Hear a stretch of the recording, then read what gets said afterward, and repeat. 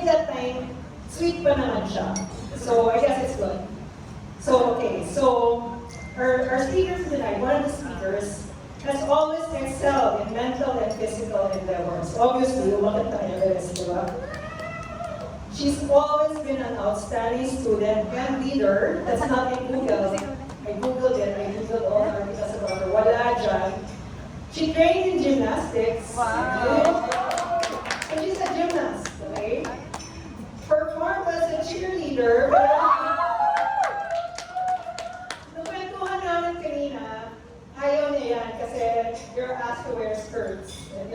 Pero tayo yung bloomers, di ba? Yung bloomers yan. Okay, so hindi na daw type yung cheerleading. But she competed in dragon boat racing internationally. Guys, if you Google dragon boat racing, that is like sobrang tedious. Diba? The training for that, the discipline. And then, sabi niya, nung una daw niya ng training, syempre, diba, able to go sa una niya ng training, nagkaroon daw siya ng allergies because of the water, the polluted water from Manila Bay. Okay? Pero nung tumabalik na daw, yung tubig na daw ang tapat sa kanya. Tama ba? Okay, so wala yan sa Google. Wala yan sa Google. Galing na research. So this part of the intro, she shares a long history with members of Gregorio Oca Leadership and Development Foundation. As I said, she was Dr. Shelly Sidya classmate from Kinder 1, Phil High School at the Pobeda Learning Center. She became classmates with Coach Rika and Coach Divine in the University of Mountaineering silang dalawa. Okay? Silang dalawa ni our other speaker, Carina. Okay, so she has always lived her passion and purpose through committed service to our country by serving at the Philippine Coast Guard. Okay, now, yung second speaker natin. Okay. First speaker is Noelle Wenceslao.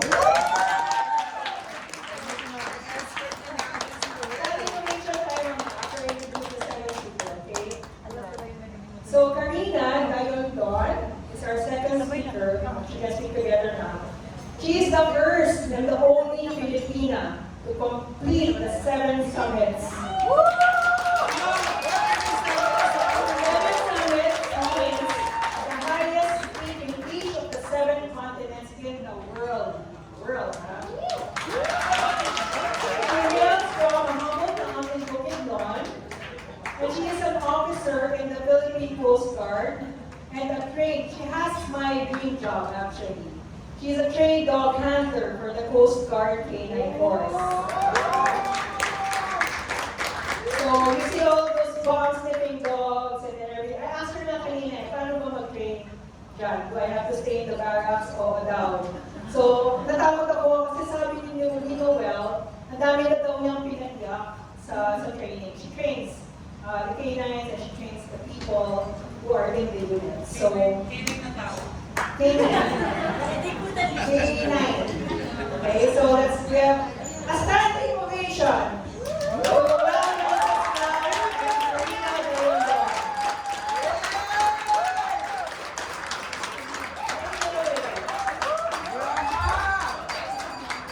So may Q&A after, guys. So prepare your questions. Okay, so let's be inspired. Yay! Nasa sa taas, baka madapa. Eh, kaya alam, walang dapa yung Dito kami sa taas kasi 4-11 lang ako. Good evening to members of classmates. Good evening to everyone. Anyway, salamat sa libreng kain. Yes! Yung libreng kain, yung intro pala dito, parang kasama ba yung mga deep dark past? Wala na nga.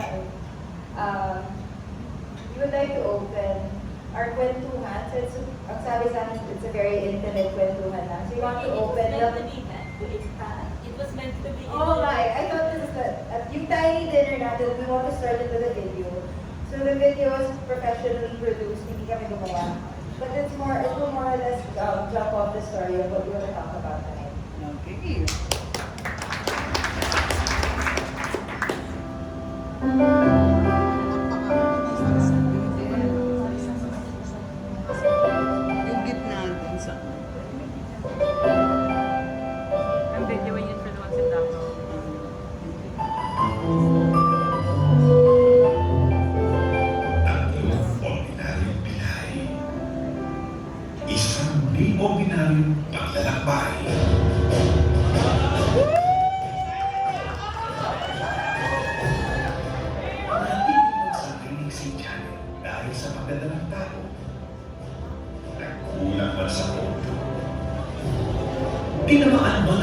emergency na si Noelle at nawalan man ang radio contact ang isa sa kanila.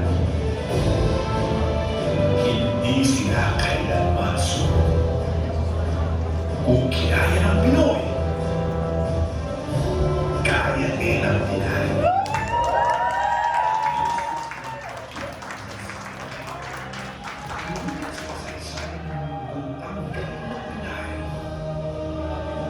The first ASEAN women to sign Mount Everest.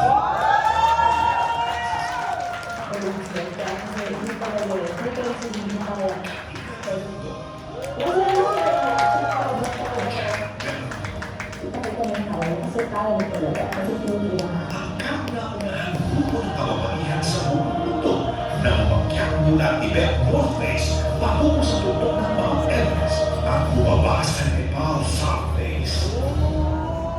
Muli na naman natin pinatunayan na ang lahing Pilipino ay lahing hindi sumusuko.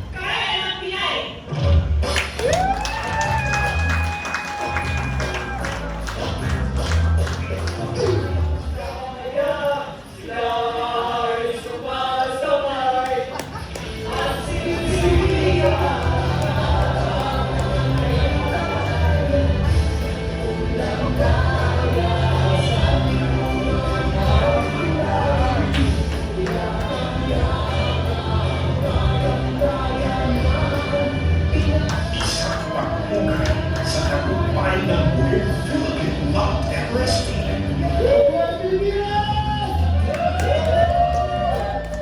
Kailangan ang tibay ng Pinay. Yes! So yun po yung simple video na share namin. Maraming salamat at tuloy ko kami Ito mo. nakakatuwang mapanood din yung video. At yun nga, gaya ng din sa inyo, Serious mountain. ang pagiging mountain climber ko, parang kayo lang din, invite lang din na mag-join ng Mount Apo. So doon nag-start ako during my college days, na na-invite ako ng classmates ko na mag-join kami ng Mountaineering Club sa school-based na club sa Cagayan de Oro City. So sabi niya, samahan daw niya ako kasi may crush daw siya doon. Actually, ayaw ko sumama kasi mahal. Mahal ang tent, mahal ang backpack, mahal ang stove, madaming mahal. Kasi ano pa ako noon college pa, wala pa akong extra allowance para maggastos sa gamit ng climbing. But the good thing nun is, malakas kaming mahukay ng mga gamit. So, yung mga jacket, mga pants, pabili lang namin sa ukay-ukay. Tapos yung iba, nahihiram naman. Shared naman yung tents, backpacks. And then, pwede rin mahiram ng ibang, like the coke set. So, along the way, hindi naman pala talaga siya ganang kamahal. Tapos, dahan-dahan, lalo kung nagustuhan yung climbing because in climbing, natuturuan tayo ng disiplina. Disiplina sa time, and then yung pagbibitbit natin ng mga gamit natin, mas lalong minimalist tayo sa yung kung ano lang kinakailangan, yun ang binibitbit namin. And then, kailangan maging conscious kayo sa weather forecast kasi dapat maganda yung window ng pag-climb, timing sa pag-climb niyo. So, ang dami namin natutunan nung naging mountaineers kami. And prior, nag-embark kami ng expedition or yung mga climb, mga 3 days na mga climb namin, major climbs tawag namin doon. So, meron kaming dinaanan na basic mountaineering course, 1, 2, 3, so doon kami natuturuan ng mga basic. But those basic mountaineering courses, pwede nyo naman natin makita man sa internet Google na lang natin. Kasi na wala pa masyado yung internet Talagang may mga practical application kaming ginagawa doon sa camp na tinuturuan kami. So doon na-start, and then after that, naging sport climber ako kasi na-introduce na din ang sport. Kasi parang magpinsan lang ang sport climbing at saka mountaineering. And then I was a member of the national team na nag-compete sa China noong 2000. And then after ng 2000 na paging sport climber ko, nag-divert ako into adventure racing. And palagi kami nanalo noon kasi kailangan ko manalo kasi yun nga, pang-allowance, dagdag ng pang-tuition ko. Kailangan mong talungin doon si Noelle eh. Dahil hindi kayo mga kaibigan ni Noelle. Kasi siya yung pamasahin pa uwi. So, sa Manila kasi, nandito yung mga sponsors na nakukuha nila. So, maganda yung mga uniform nila, mas madami silang allowance, ang ganda ng mga backpack, yung race kit nila, ang ganda nila tingnan. Pero pag dumating yung team namin, takot na sila sa amin kasi yung baon namin saging lang. Naka-sandals lang kami, tapos bahay namin kamote, sila power gel. Yung mga squeeze. Uniform ng team nila, sa ako naging Punta ng una na ginupit. Oo, tapos may design na lang kami. So, hindi kami magkaibigan noon. Parang siguro nag-preparation na madapa ako, parang hindi kami nanalo. So, yun yung time na sobrang lakas namin from mountaineering, sport climber, and then adventure racing for me. And then, 2004, I graduated from college, timely na nag-organize si former music art Valdez ng team na mag-climb ng Mount Everest. The two reasons why we climb Everest, because number one, it is our passion. We're mountaineers and we love to do climbing. Climbing the highest peak in our island, the highest peak in the Philippines, and that's the Mount Apo. The highest peak in Southeast Asia, in Malaysia, I forgot the name. Kinabalu. So, kinay namin yun, nag-climb din kami doon. And of course, the highest peak in the world, why not, di ba? So, yun yung mga, yun yung mga ambition namin, dahan-dahan, hanggang naging Everest na siya. So, yung Everest, yun ang parang pinaka-Olympic na mga mountaineers. So, in-organize ni Yusik Valdez yun, because we're mountaineers, that's one of the reasons. Number two, because as a team, we want to show to the Filipino and the nation that how teamwork and unity can do something seems impossible for us Filipinos. And that seems impossible is the Mount Everest. So, even us, nung in-invite kami sa Mount Everest, parang naisip namin, kaya ba natin mag-climb ng Mount Everest? Kasi, we're totally in a different environment if pupunta kami sa Mount Everest. We're like fish out of the water. So tropical yung setup namin dito. Well, apat naman yung weather dito eh. Apat yung season. Rainy, very rainy, muddy, very hot, very hot. So apat yung weather dito. But of course, maski apat yung weather sa labas naman din kasi winter, autumn, spring, summer. So, mahirap pa din sa atin ang pag-adjust if bigla na yung dumaan doon, pumunta doon. So that is why we have a training for 3 years. For 3 years in our life, we have to commit na mag-training kami dito sa Mount Everest. So, sinabihan kami na mag-commit daw kami kasi daw sa 3 years daw na preparation namin, bibigyan naman kami ng allowance. Kami ni Noelle bagong graduate lang kami. So, umasa kami doon sa allowance. Yun pala, wala naman nabibigay sa amin na allowance. And even sa trabaho namin, hindi kami nakahanap ng trabaho kasi wala namang tatanggap sa amin. Tatanggapin ba tayo ng AMOSUP? Apply tayo. Malaki kami nasa training. Oo, tapos at the time. Oo, tatanggap. Ewan ko lang kung ang AMOSUP tatanggapin ko, pero palagi kami absence. So, wala tatanggap sa amin ng company. And then, Yusik Valdez employed as a Philippine Coast Guard as a national athlete. Yun yung parang treatment sa amin. That is why we were able to sustain ourselves, yung mga needs namin. But before that, hindi pa din, wala kami, but before nung na-employ kami, ako personally, I was about to give up. Kasi sabi ko, it's no more than the adventure, makakita ng, kasi initially sabi sa akin, punta na Manila, mag-climb ng Everest, but yung pinaka-excited ako makapunta ng Manila, makakita ng mataas na building. Kami yung sleepy town of Don Carlos. Din yung alam nyo, di ba? Kasi sleepy talaga yung town ko. So, sabi ko, wow, pupunta kami Mount Everest. Bahala na yun. Basta importante, libre yung pamasahe. Makakita ko ng Manila. Makakita ko ng mataas na building. Sa TV ko lang nakikita sa Ayala. Makasakay ako ng train. May chance ako ma-interview sa mga TV station. Tapos makakita ng artista. So yun ang pinaka-excited ako. So sabi ko nga, hindi na yun ang dahilan eh. Sabi ko, I have to decide kasi wala kaming allowance, wala kaming enough na pang allowance sa sarili namin at ibigay sa family namin because I came from a big family, bakit ko yung magkapatid. So, pang-apat ako. So, coming from a province, and I graduate ko lang, parang magka-climb ka ng Everest, tapos iwanan mo yung family mo, na-expected sa'yo magtulong. Tapos sabi ng papa ko, Kai, if you not come back home and help the siblings, pag-uwi mo dito, baka nasa street na kami natutulog kasi na-foreclose yung bahay namin. So wala na sila, hindi na ako mapag-aral, na-foreclose pa yung bahay namin, tapos Everest pa ako. But anyway, I prayed hard to God. Sabi ko, Lord, give me a sign to stay with the team. Kasi sabi ko, nakakahiya din si Noelle, ando na yung nag-sacrifice na din sila. Kasi for 3 years, nandun kayo, training kami, mapalayo sa family, and then iniwanan nila yung mga iba, yung trabaho or business nila, and then may mga sacrifices na din sila. Nahiya ako sa sarili ko, sabi ko, Lord, give me a sign to stay with the team. Ay, hindi naman pwedeng basta na lang ako malis din dito sa team. So, yun nga, sa adventure racing na naman namin Noelle, naglaro na lang kami para makapag-allowance kami. And, magkalaban na naman kami, pero magkaibigan na kami noon. Kasi di ba yung thesis? So, magkaibigan na kami noon kasi nasa team na kasi kami. So, yun nga, God is good talaga. Nabigyan niya ako ng panalo. Nanalo kami ng isang teammate ko, yung isa rin naka-climb ng Everest ng 1 million. So,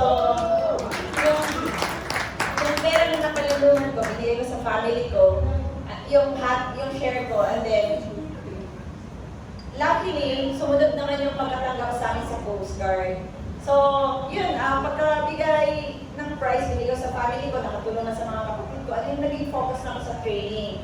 And, yung sa Coast Guard naman, yung ATM ko, binigay ko agad sa papa ko. So, lahat talaga dito, training na ng training kami. Tapos, para magka-allowance, laro na naman kami ni Noelle ng adventure racing.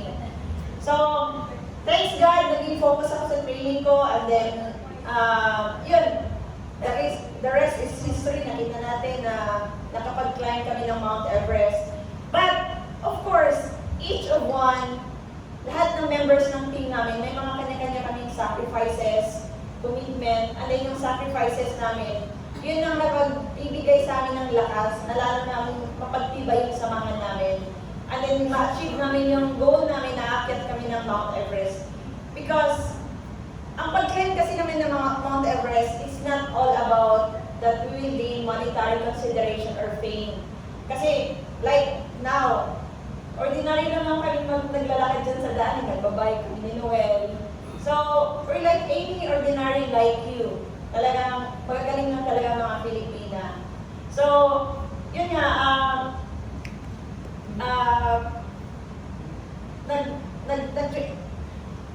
nawala na tuloy ako. So, nag-training tayo for 3 years. Yeah, then, so,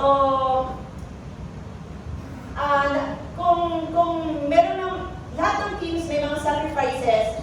So, kung nakaakyat na kami ni Noelle sa summit, hindi ibig sabihin na kami yung magaling. Kami na yung nag-sacrifice. But because all of us, the team members, nag-commit at nagbigay ng sacrifice nila at nagtulungan. Hindi kami selfish na may mga sarili kaming gusto na, ako lang mag-summit. Kasi for 3 years, hindi sinabi sa amin na kami ang maging summiter. Sinabi na lang sa amin after 3 years. So pwede kami maglaglagan eh. Pwede kami, wala ka, hindi ilalagyan kita, sasabihin ko kaya sa expedition leader, sa expedition doctor na may hinayan, Doc, nagkasakit na yan. Palagi ang bakaga sa kuwan. So, walang ganun, talagang tulungan. We work together for a common goal ng team namin para ma-achieve namin yung goal namin to climb Mount Everest. So, every one of us Like, nandito ngayon, may doctor din kami. Doctors pala na nandun sa Everest. May expedition leader kami na siya yung nag-lead.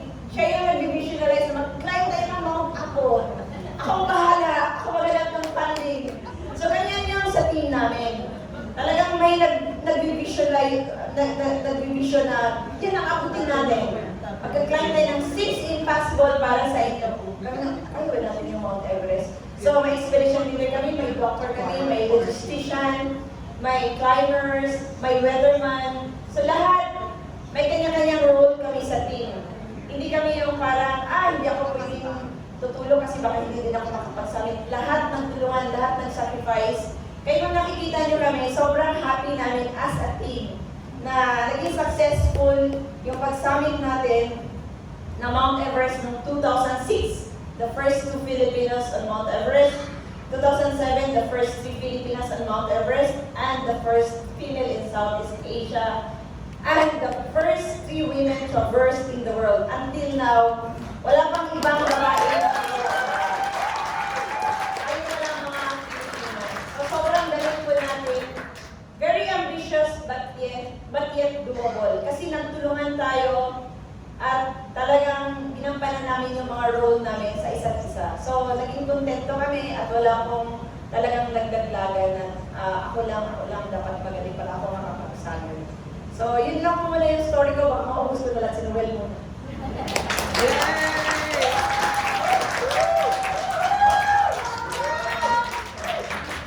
Gusto lang namin din i-mention yung 13 teammate namin. So, tatlo yung Pinay na nakaakyat ng Mount Everest noong 2006.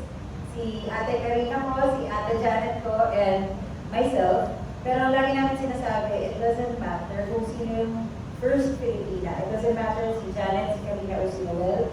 Mas importante na it is Filipinas that are the first Southeast Asian women in the world na makatungtong sa summit ng Mount Everest.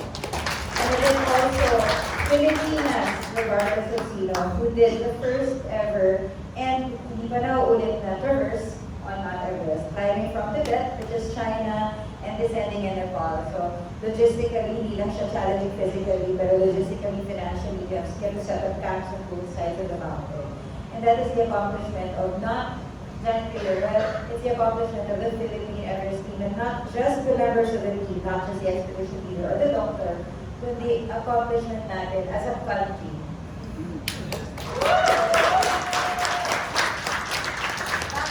Bakit daw Mount Everest? Because Mount Everest is the highest mountain in the world, and what does that represent? It represents the biggest challenge that we can think of, ang pinakamatayog na pangarap natin. Similar to Mount Apo. Why did you choose Mount Apo? Nag-interview ako kanina dun sa room nung nagme-merienda, pre-dinner merienda. Kasi yung pinakontento. So, nag-interview kami, bakit Mount Apo? Because it's the highest in the Philippines. And what does that represent? The biggest challenge that we can think of. That if we can overcome, not conquer, but if we can overcome this challenge, if we can overcome what we think is impossible, then nothing else is impossible. So, kwento ko muna yung sa, nung bata kasi ako. So, si Carina comes from a sleepy town in Bukidnon. I want to share yung kwento namin tatlo ni Janet. Kasi what happened is when people ask, hindi ba kayo nakaisip mag-quit? Nakaisip kami mag-quit, but very early on in the project. Because later on, na parang we were bound together by the sacrifices of our teammates, and we couldn't just turn our backs on them. So si Janet muna. Teammates muna namin. Janet is from Ilocos. So from the north, Ilocana yung salita niya. Carina is from Mindanao, Bisaya. So iba-iba yung salita namin. Tapos ako galing sa Barangay Poveda. Kwento ko muna yung pinagalingan ko. So taga Manila na ako. And then, I don't know kung ilan yung familiar sa Poveda. Isa. So na-discriminate pa ako pagdating ko sa team. Kasi yung Poveda is it's an all-girls school, it's a Catholic school, di ba? You can't tell now kasi ang layo na ng mga pinagdaanan ko. Pero coming from Poveda, tapos nag-join ako ng Mount Everest, candidates for the Mount Everest team. Most of them are from Visayas and Mindanao, and they come from, parang yung ibang mga kasama ko, they come from poor families, na talagang lumaki sa hirap. So ngayon nakakita sila ng pobreza, and ako ba yung diniscriminate nila? Sabi nila, kakayanin mo ba yan? Eh, wala namang driver at yaya doon. Oo. Diba? So ngayon wala driver at yaya doon. Pero kaya natin na walang driver at yaya. Walang driver, walang yaya, walang CR. So ikwento ko na muna yung challenges namin tatlo. May Ilocana, may taga Mindanao, and ako sa middle ng Philippines. The whole team, iba-iba. Our expedition leaders from Bacolod, our expedition doctor is a Muslim, so religion, yung mga pinagalingan namin, our ages are all different. Kami pa, Carina, Janet, and I are competitors in adventure racing. Leo and Pastor, the two guys, are also competitors. So si Carina at si Pastor, magkakampiyan, teammate ko si Leo, tapos magkakalaban kami. Mas dinadasal namin ako, matapilok ng isa. Before we work together on the team. Pero yung leadership ni Sir Art, what Mountaineering can do for you? Kasi may sariling growth personally, and then what Mountaineering can do for your team is you're exposed to you're working together na lahat kayo sagad. You're all hungry, you're all, when we're here at the dinner, lahat tayo busog, comfortable, aircon, we're all wearing comfortable clothes, and it's very easy to be smiley and friendly and polite. Yeah. But we have to, on Mount Apo, we have to walk there together when we're sleepy and tired and probably cold, carrying heavy bags, and you're probably at the end of your rope, and you still have to work together. So that's what you will learn about each other. You come out of the experience, Mount Everest, Mount Apo, it doesn't matter. We all have a common human experience, and you come out of that experience having grown and having bonded more with each other. If you can get along at the end of your rope when you're not comfortable or gusto or warm. Hindi naman warm, actually meaning na. Gawasan natin aircon. So yung sacrifice muna ni Janet, kasi wala lang ako about yung sacrifice. Si Janet, Carina, and I represent with 3 Filipino women na si Janet is the mother, si Carina is the sister, and ako yung daughter. So, si Carina talked about being a sister. She has 14 siblings, number 4 pa out of 14. So after graduating college, ilan yun, magpapaaral pa siya ng 10. That is how Filipino culture is. So you send 10 more brothers and sisters to school. And kinuwento niya, challenge niya na inaasahan siya ng family, and she asked for a sign from God, and there's no clearer sign from God that to give her 1 million pesos. Yung kay Janet, si Janet, we were preparing for the climb in 2007. From 2006, she became pregnant. So she gave birth December 2006. By February 2007, we were already acclimatizing in Nepal. So hindi siya nakapag, she didn't even have time to breastfeed. She didn't have time to recover. She normally birth niya, so parang the doctors were saying something about fusing, like it was something, so she walked here. Pero nag-acclimatize kami together in February. Yung husband niya is may teenage and travel with huge muscular guys.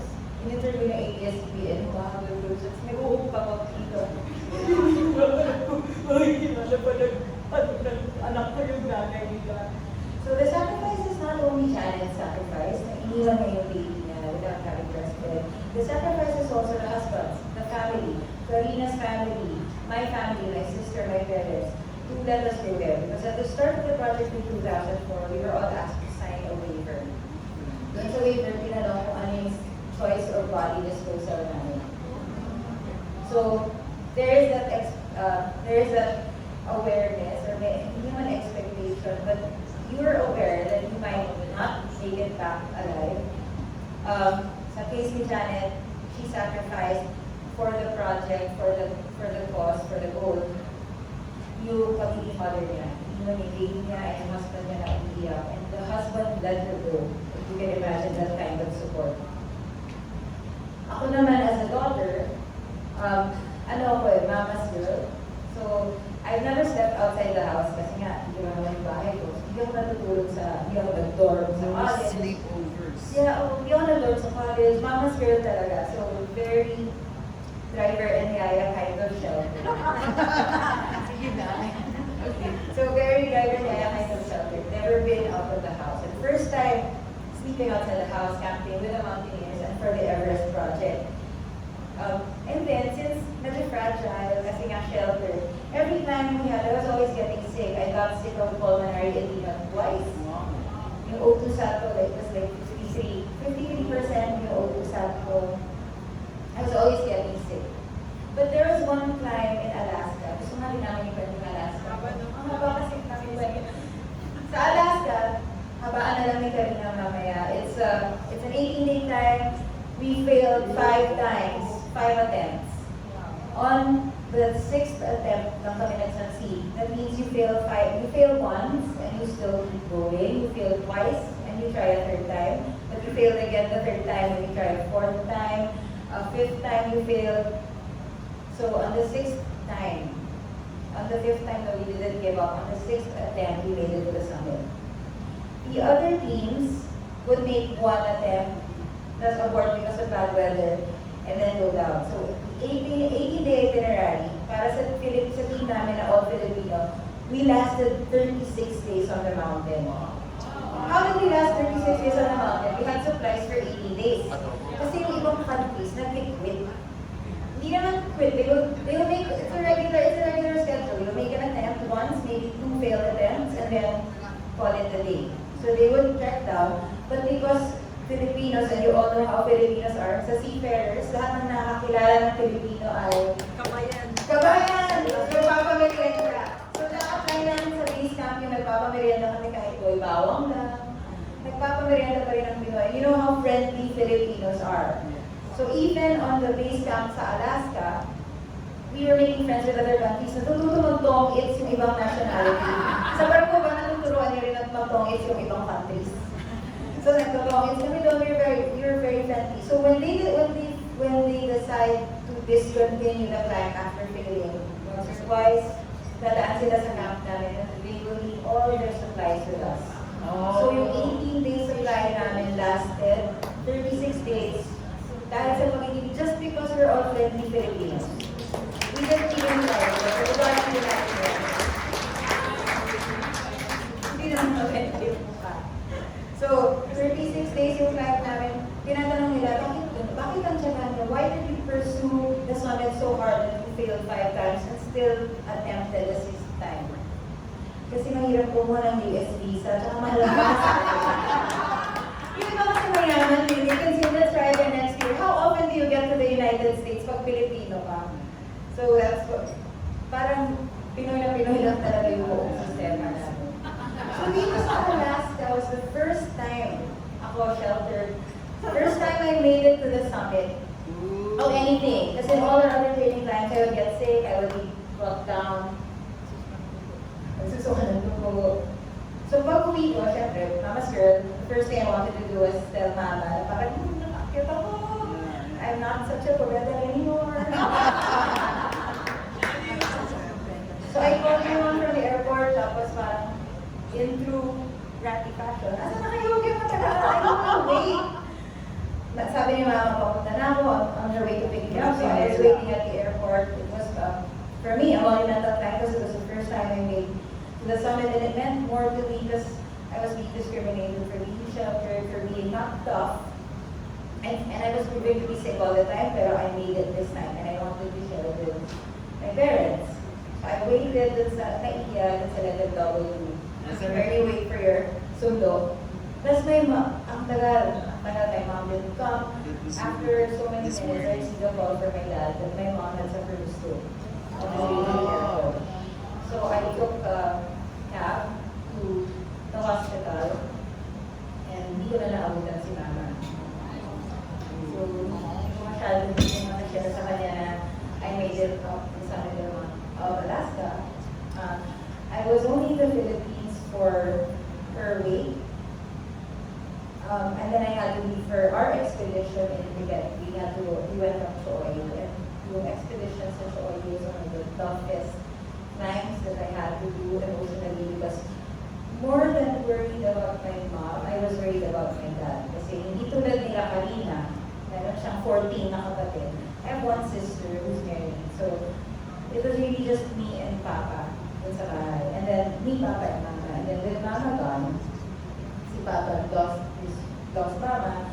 And then, there's a possibility na hindi rin ako babalik. And I could only imagine how emotionally difficult this might be for Papa. So, I was more worried about si Papa and Mama.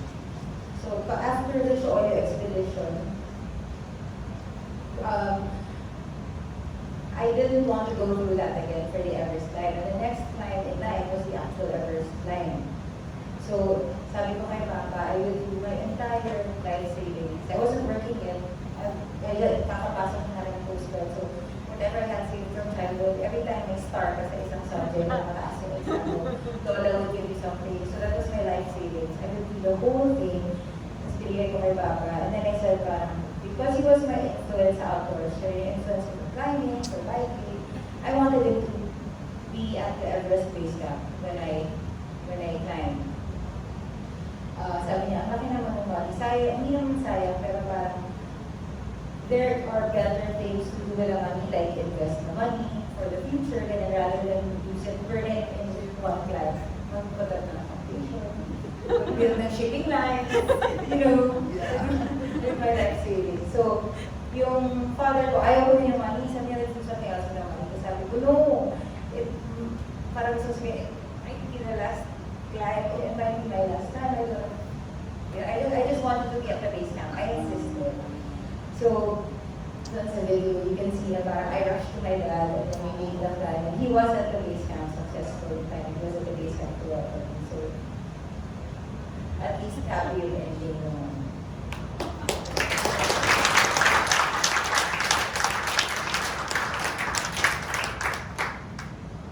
So, yun yung gusto namin i-share because Carina, Janet, and I, the three Filipinas, that time have very different backgrounds, very different stories, and very different sacrifices. In my mind, kahit ayoko na mag-climb after the Choyo climb, I was thinking of the sacrifice that Carina made for her family, that her whole family was nagtatang pa sa kanya, galing sa kanya.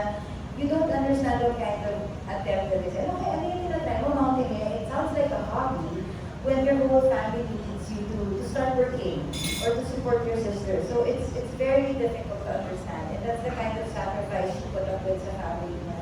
Si Janet sacrificed her husband and her baby. And parang that's what bound us together. Ang dami na namin pinagdaanan for us not to continue climbing. So when we started climbing, at that point, when we all went through all the sacrifices, there was no turning back. Yung team namin, again, is the magic is the leadership. So we have a team with a leader who's going to lead the climb. The magic is the leadership because our leader, Sir Arcades, was able to put together a team of culturally very different people. The background is different, the stories are different, the sacrifice. Hindi ko nagigata lahat ng mga sakripisyo ng teammates namin, yung doctor namin na Muslim. So we had 3 wives. By the end of the expedition, iniwan siya ng 3. Down to 0. So everyone put together sacrifices, but it only teaches you the lesson. Because again, Mount Everest, Mount Apo represents the pinakamatayang na pangarap, the highest dream that you can think of. And if you can achieve that, what's next? Apo. Apo. And in this case, yung Mount Apo, you put yourself through the challenge of climbing, and again, get to know yourself. More than your teammates, you'll get to know yourself. You'll get to know how you will react and behave at the end of your road. So, yun lang yung story ko. Anyone?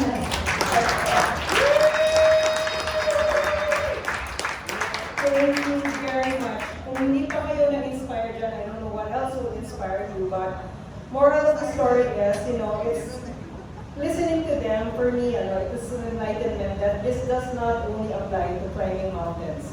It applies to work, friendships, and everything in life because you need the goal, you need the commitment, you need the tenacity, you need the sacrifice, everything. You need all of those things to be able to succeed. So, tsaka yun nga, enlightenment pala sa akin yung if you want to lose a guy, bakit ka pala ng pulo?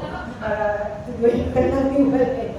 Pero yun nga, you know, the story is very touching because when you see the video, it's just like they climbed a mountain, they succeeded in climbing the highest peak in the world, but the stories, it's the stories behind it that really matter. Diba? The sacrifices that they made, their individual sacrifices. So with that, tatanungin ko si Ma'am Marissa kung 3 years ba kami magta-training, Ma'am? We still If you go to Everest. If we go to Everest. After Mount Apo, what's next? What's Everest Base Camp. Okay, so I'd like to open the floor. This is your opportunity to ask all of your questions. Take advantage because you have two amazing speakers here who can, inspire you and answer all your concerns. So who would like to ask the first question? Over the back. The back. Guys, Pauline, don't be shy. As you can see, they're very kind and very welcoming. Come here. Yan. You can ask about Mount Apo questions as well. You can ask Mount Apo questions. Sinabi nila walang banyo doon, so... Walang banyo doon. Ano po kaya yung sa yung expedition to Base camp. no, the Everest. This was back in 2006. So the permit, just the permit to climb Mount Everest is, for a team yun it's $70,000. So it's about a team of 7, so let's say one person is $10,000 in 2006. But that's just the permit, that doesn't include your food, your supplies, you're going to be there for maybe 2 to 3 months.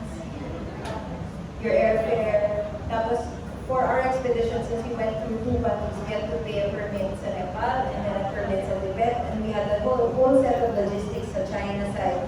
We had a whole set of logistics sa Nepal side. Our expedition leader and doctor waited in Tibet until you're able to summit. When we made the radio call that we were on the summit, they flew a military chopper because it's the only chopper that can fly in that altitude. Because the air is so thin, so parang hindi na kumakapag. I don't know who's scientifically experienced, pero supposedly there's very little parang lift for the choppers at that altitude. So only the military plane could manage to fly them from the base camp in Tibet. Bumaba sila konti, but from Tibet, they flew to Nepal, and by the time we made it down, 2 days after the summit, they were ready in Nepal. So, hindi ko parang makukupit lahat yun, pero Siguro mga 5 million each. 5 million. 5 million. Alright. small change. We want to see a seafarer at the peak of sa summit na right? Everest. Kung kaya ng Pinoy, kaya Kaya, ng Kutingin, Marisa. Si Doc, andun po ba? Wala. Ate Gil. Nothing is impossible. Ganito lang yan guys, di ba? Kung gusto, may paraan. Kung ayaw, maraming dahilan. So if you're really determined, there's like Carina, di ba? She really broke her back just to be able to join all of those races, those expeditions, those summits, di ba? So it's willpower. If you really want to achieve something, you will find a way. Yes.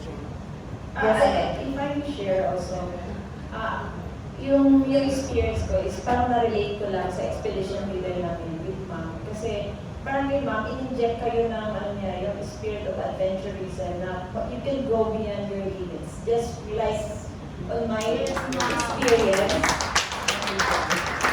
I was introduced of something seems impossible, and that's the Mount Everest. And look at me, how I was able to finish the 7 summits. 7 summits. Yes. So parang nag-start lang siya na tinanim lang sa akin yung spirit of adventurism.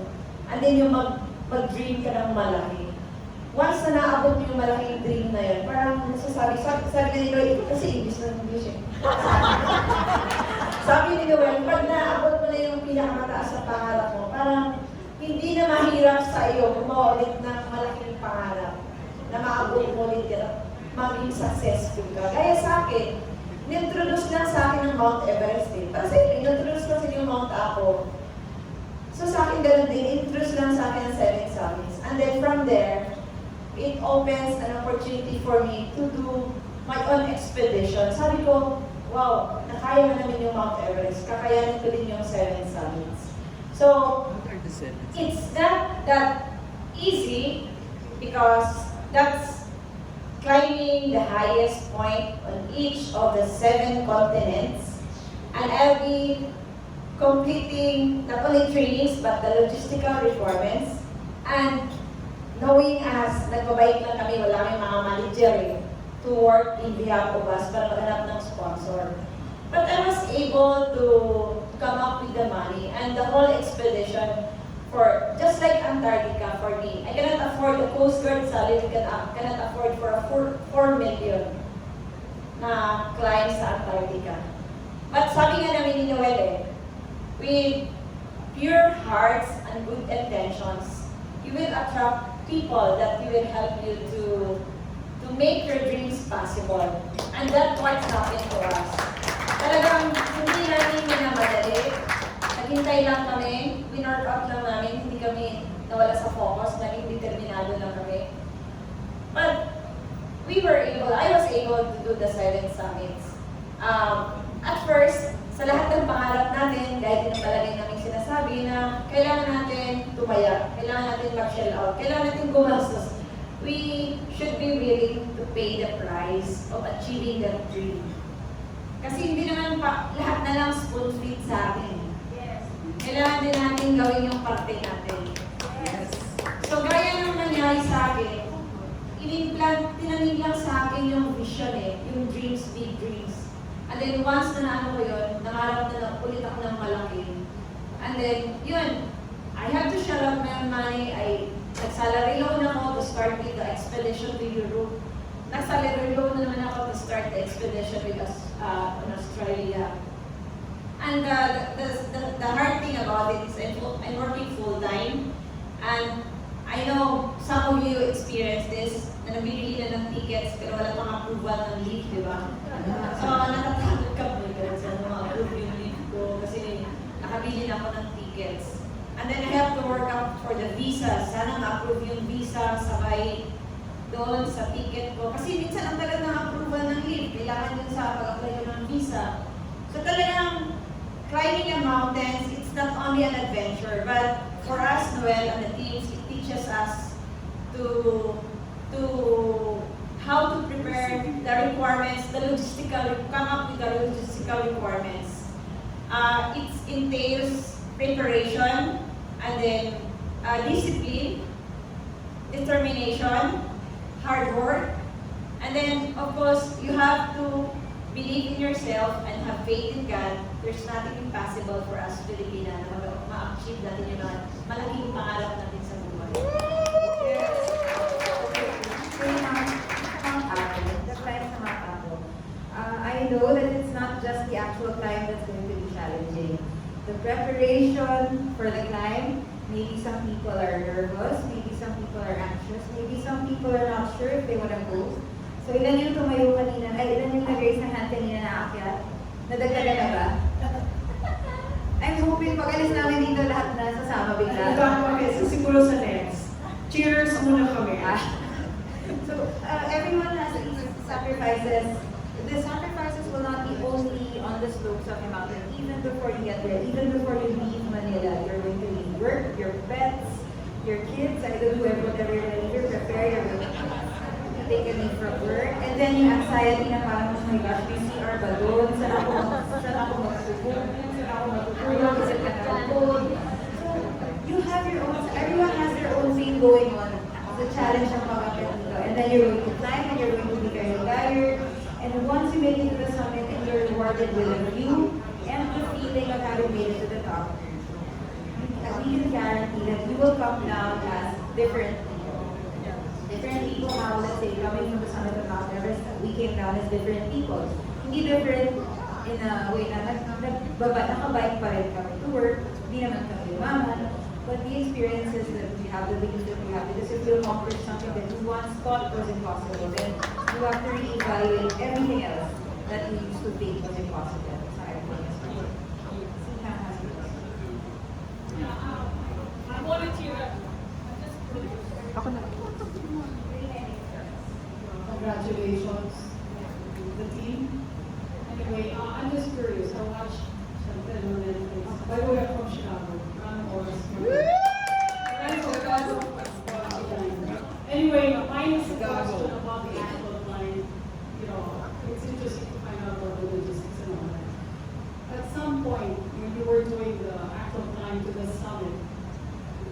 were all conditions perfect that day? How long did you get there?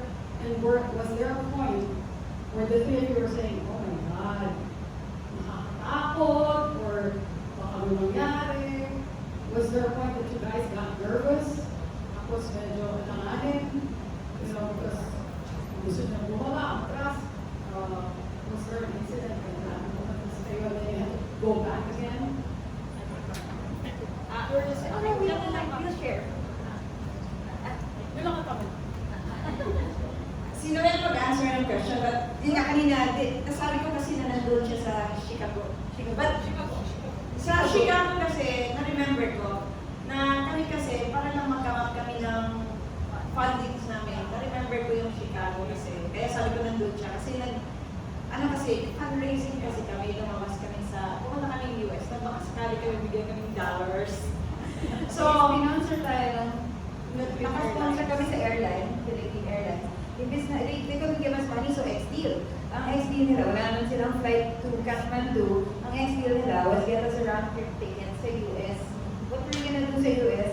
Apparently, nanilimos na. So we went West Coast to East Coast. Inatenda namin yung KBL, kasal, binyag, living. Lahat ng party lang nag-gather ng Filipino communities, including Chicago. West Coast, East Coast, sinahod namin, and then we would go breakfast meeting up to dinner parties na hihingi ng mga pera. That was a very stressful experience for everyone. Hindi naman kami sanay na hihingi ng pera. And we were, pinagmamalaki namin sa atin that we haven't yet done. Now, it's not like now that we're talking about having climbed it, having made it. At the time, we haven't even made it, and you're going around in Chicago, in San Francisco, telling people that, yes, we're gonna make it. You're not sure. So you're peddling a dream. You're peddling something that's not tangible. You're peddling something. If they give you money, you can't give them back a product. They give you money and you're giving them back a dream. The belief that you might be able to make it or you might not die. so yung sagot. Yung sagot dun sa was there a point that, I think the point that we wanted, it was in 2004. And I was in 2007, we took the challenge. Ako personally, I was very young, so parang, hey, for the challenge, for the adventure, just because I wanted to dare. There was no deep reason behind it. So the first time we were exposed to altitude, we didn't know what to expect. Hindi naman din ako nagbasa-basa. So super duper headache, and we were throwing up, LVF, the whole combination. And so Carina and I were both crying in the tent. And we both didn't want to do it anymore. Bakit natin ginawa? At that point, it was not worth the challenge. It was not worth the adventure. But like I said, after all the sacrifices that we went through in 2007, once we got our foot, after touring the United States asking for money, kasi sa Filipinas, pag naglimos ka, they'll give you 50 pesos or 100 pesos, and that's actually generous enough. Pero sa US, bibigyan ka nila ng $10, kasi 500 pesos ito sa Pilipinas.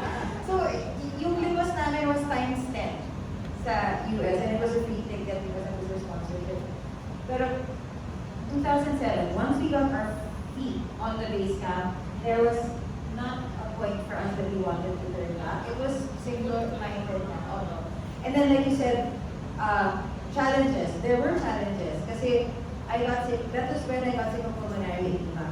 So we went to Camp 1, and that was where the doctor, if you don't have a permit to climb to the summit, you can't go beyond the base camp.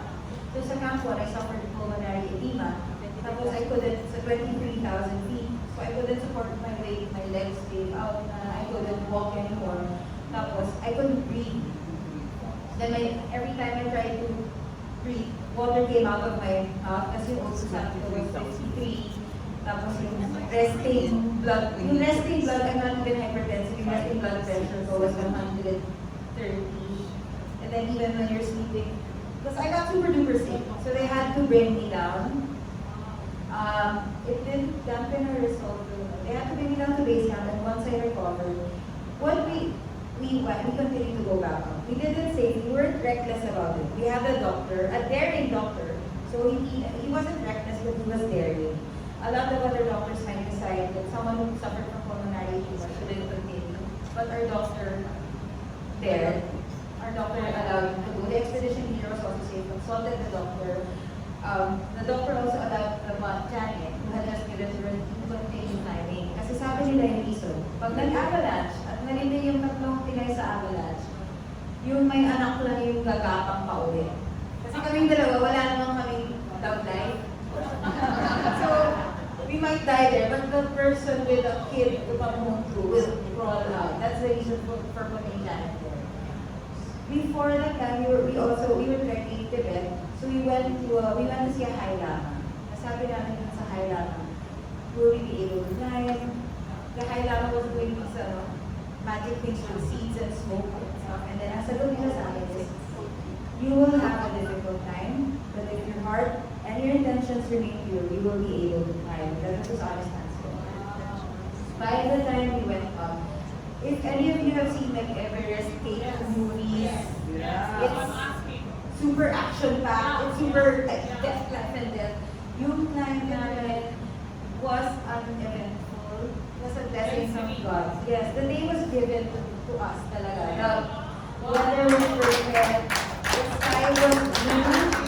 There was no wind for the time that we were there. There was a forecast for bad wind hours after we got back down from the summit.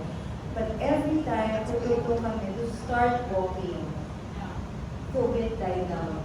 It's like the climb was given to you. It doesn't make it easy. The path to 2007 was difficult, but I think walking up there was the easiest part because of the dedication of our doctor, our teammates. Yung sacrifice pala ng expedition leader, Dr. Nanan. The original team of climbing Mount Everest was our expedition leader team. But he had to perform the task of an expedition leader. He had to be able to make decisions, crucial decisions. The doctor had to be aware and had to be healthy enough to fix us if we got sick. So the doctor and the expedition leader are actually physically stronger and more capable than us na tumungtong sa summit. They could have done it they didn't need us. Pero because they sacrificed their own bid to stand on the summit, to be able to do their task as an expedition leader, as a doctor, to put the Filipinos on top of the summit. So, kami yung use this task. We got the easiest task because all we had to do was walk up the path that was laid down for us by all of the other Filipinos that helped us. It was a national effort. It's so nice that you asked that question because there was also a text, not Gorakshep, there's a lake, there's a lake where you climb up to a summit, and then legend says that the summit of Mount Everest, trekking around the column, is very elusive. So it doesn't just show itself to anyone. You don't get the chance to take a peek at the summit. So from the summit of Bokyori, where we trekked, you should be able to see the summit of Mount Everest, but only for a while, but not open lang clouds for a while. We went up, as soon as we stood at the top of Gorakshep, the clouds opened up, and there was a very, very clear Mount Everest was encircled by the clouds, and then for the whole 10 minutes that we were praying dun sa summit, the clouds never closed. When we turned our back to go down, dun naman closed yung clouds, and the Sherpa that was with us told us that it was very clear. The same thing happened when we stood on the summit. I think it's because of all the sacrifices that we went through to get there. Once we got to the base camp, there were challenges, but we remained steadfast. And we were not given further challenges. The time was peaceful, the sky was clear. The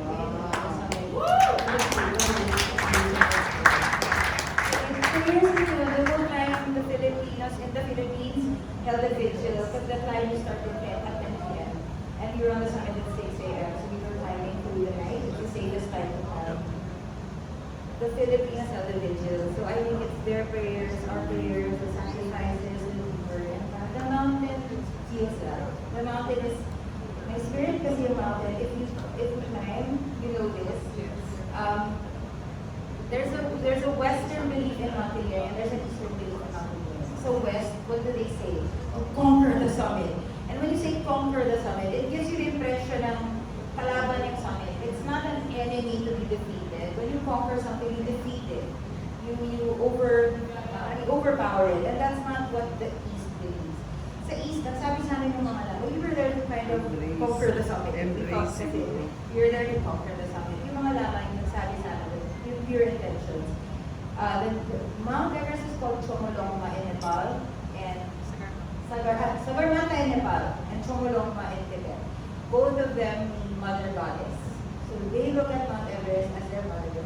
So ako, whenever I would see the summit open up for us on tawag ko rin mama. Kasi it's so fitting that Mount Everest was considered the mother of the Tibetans and the Netherlands. So, sabi ng Eastern belief sa climbing, rather than conquer a summit, it's like asking permission from your mother to sit upon her lap. And only she can decide if you're worthy to sit there. And judging from yung weather nung nag-climb kami, she said yes. Beautiful story. So again, if your hearts and your minds and your pure intentions are all there, you will succeed. And that's what happened to them. I think Mama Marissa has a question.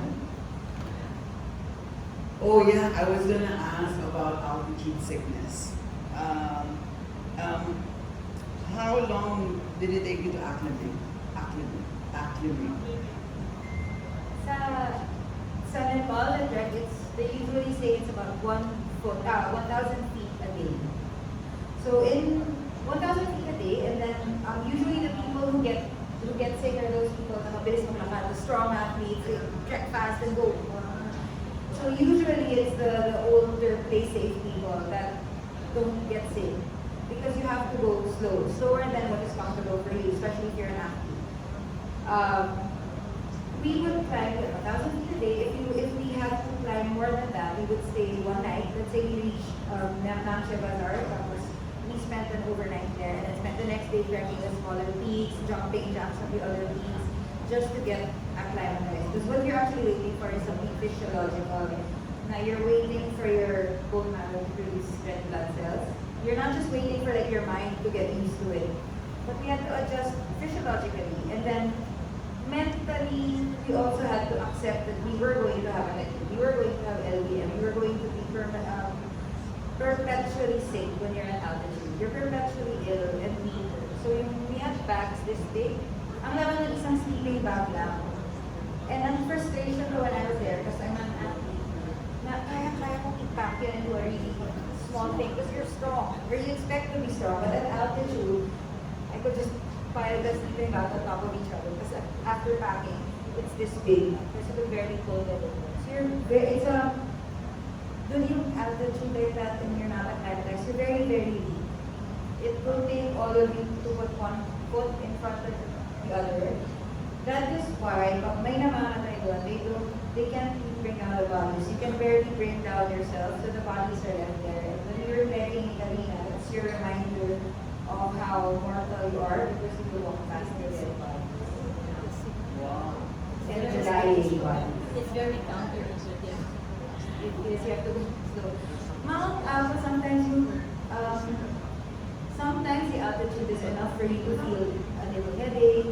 But for something like Mount Apo, just keep hydrating. Walk slow still. So if you have an itinerary for that day, know how many hours you have to walk until safely before dark and every day at camp. And you can stick to that. You don't have to go any faster than that. Hydrate and then take as much rest as you want. If you start to get a headache, hyperventilate. So deep breaths now. Because it's an oxygen headache. Kasi at 10,000 feet, which is the altitude of Mount Apo, air is thinner there. Tapos so you might be able to feel the altitude rise. In addition, when you climb Mount Apo, listen to your body. Pag pagod kayo, huwag yung pilitin na nagkakaboy kayo kasi malakas yung nauna sa inyo. Ipatingin kayo ng facing, considering your age and then your body structure. So like me and Noelle, si Noelle kasi masyado siyang taas ng energy niya. And then before kasi mas thinner kasi ako, so mas stocky siya nung nag-Everest kami. So, si Noelle, sobrang excited niya na nagmamabili siya, alam niya malakas siya. But in the altitude, in the mountains, nag-iiba yung condition natin. So sa kanya, dahil stock yung katawan niya, matagal nag-flow yung oxygen niya sa mga muscle niya hanggang sa mga fingers. Lakas sa oxygen ng muscle. So, matagal siya nag-acclimatize. So, kaya siya nagka-pulmonary edema, hindi dahil hindi siya malakas, dahil mabilis siya masyado. So, sa pag-climb ng Mount Apo, yung facing mo lang, yung susundin mo. Huwag kang mag-pressure doon sa malalakas. Kasi pag na-pressure ka doon, pagkasakit ka patuloy at hindi mo ma-enjoy yung view. At yun nga, baby step lang tayo. And then, when you climb the Mount Apple, like when we climb Everest, in addition to Noelle, talagang we're blessed with the good weather. And also because it's because of the good planning also in addition to that. So, meron tayong weatherman na nakabase siya sa US, no, di ba? So, kaya nakakuha kami ng window para mag-climb. Like, familiar din yung mga sailors natin. We have window, di ba, para mag-sailing. So, yun lang yung time na pwede tayo mag-climb. For the Mount Apple, alamin natin yung weather. If it would be rainy, pag nung time na magsasabit na tayo. Kasi we have to adjust with our layering ng damit natin. So, pag ang weather nung time na yun is rainy days, wala namang problema. There's a time, maski rainy pa yan, minsan mag-clear din yan doon sa summit pagdating mo. But it's just that, yung mga damit nyo, dapat magdala talaga kayo ng waterproofing. And then you bring a lot of plastic, yung ziplock pwede, para yung mga basa yung damit ilagay nyo doon, para hindi siya mahalo sa ibang mga damit na dry na damit. Kasi yung sa amin kasi, yung basa na damit na ginamit namin pang shirt, higaan lang namin yan the next day, pwede na yan namin suotin ulit. Kasi once nag-warm naman yung body nyo, hindi na kayo ka-feel ng lamig din. But if may extra pa kayong damit, palitan nyo na lang, tapos i-keep nyo yung medyo nabasa na ng the other day, and then you put it in a ziplock. Ang ziplock talaga lang yung tulong. Pero naman mga generic mo, wala yung lang. Ay, may dry bag, pero mahal kasi. So, college kasi wala pang drive. Oh, pero mas mahal ang dry bag pa din compare sa ziplock. Kasi ang ziplock is like 30 pesos na lang siya. Pwede. Ang dami yung collection sa Soho din, Filipino. So, yun, pwede naman plastic na mga yung sa grocery, pinadala din namin yan kasi yan ang nilagyan naman ng chinelas. Yung boots din natin, kailangan natin ilagay sa plastic, baka may papasok doon ng mga insekto over the night, mababasa siya over the night. So, ipapack niyo siya, pabalutin niyo siya kasi, yun nga, baka maulan. So, pwede niyo, pag nabalot na siya, isusunod mo sa ilalim ng tent, pwede niyo siya nasa paanan niyo, ilalim siya ng tent niyo. So, yun, yung mga warm, hindi naman basa, but warm lang na mga medyas or medyas lang naman, di ba? Yun, nilalagay namin sa loob ng dito sa kilikili namin or dito sa may namin kasi the next morning, mag-dry na yun. So yun na yung gagamitin namin. Dalawa lang set ng gamit namin, pang trekking at saka yung sa campsite. Kasi para minimal lang tayo, hindi masyadong mabigat yung backpack natin sa pag-climb. Kaya na yung pag-climb natin, dito natin nakikita yung pinaka-best natin and the worst natin. Makikita mo kung gaano nagre-react yung tao pag pagod na, pag wala na siya sa comfort zone niya, natutulog na lang siya na medyo babato-bato. So, doon natin makikilala. Maganda na itong, it's a very good classroom for us to know each other. So, maganda na itong training ni Ma'am para sa atin. Lalo natin mapagpatibay at malalaman kung hanggang saan tayo. Sabi na natin, climbing. In addition to sinabi na we are the conquering the mountains, but we are conquering our own self-doubts and limitations. And go beyond our limits. Diba? Pag nag-climb, kaya ko palang maging ganun yung tulugan ko, ganun yung damit ko, ganun yung kinakain ko. And then after that, natutuwa kayo na na-survive niyo siya. Talagang may pagmamalaki yung pagbabae niyo. Tapos mag-iisip na naman kayo, what's next? For sure, ganun yung iisipin. Mas excited kami, baka sasama na kami yung Noelle. Pwede magtanong kayo. Ay, yes. For each of one of you, after climbing Mount Everest, congratulations. Congratulations to all the Filipinos. Not us. So,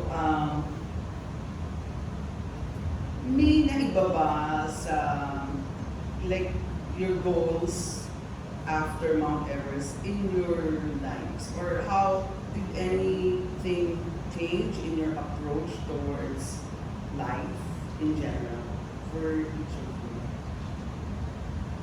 Kami, nag-iiba, like I said, if you accomplish something that you once thought was impossible, you begin to reevaluate everything else that you used to think were impossible.